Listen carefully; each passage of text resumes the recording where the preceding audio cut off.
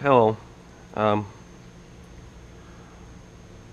we have a upper timing chain tensioner out of a 2006 Audi A6 3.2 liter, and we're gonna show you how to reset the tensioner.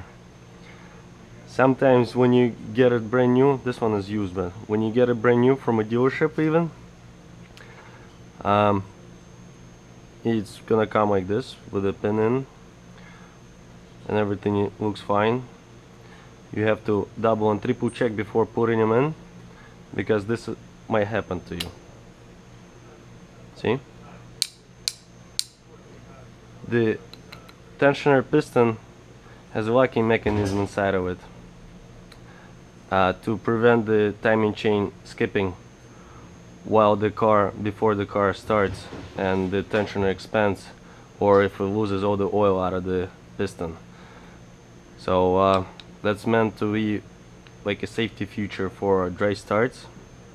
As you see, the piston is not coming out of the tensioner at all. Well, I put it back in there, but we did see several times when the tensioners come brand new from a dealership, either somebody already took the pin off and compressed the tensioner incorrectly, didn't reset it, or there was something wrong with the piston and it needed to be reset. To reset it, you have to push it back in all the way. See, now it's reset.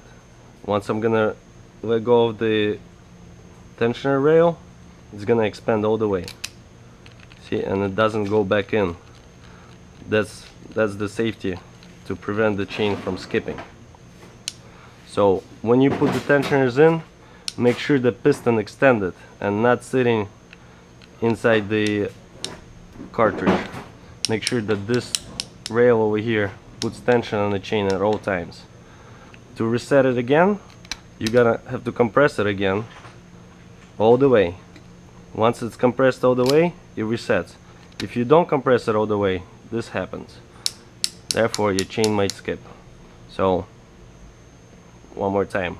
You gotta press it in all the way. You see the tensioner piston went in even a little bit further than the cartridge. That's when it's gonna extend all the way out. If you don't do that, see, it doesn't let the rail go back in. But if you don't do that, this might happen. So make sure before you put the tensioner in, press it in all the way, then lock it, and then when you're gonna install the tensioner and you're gonna pull the pin out, it's gonna extend and not let the piston compress back all the way into the housing.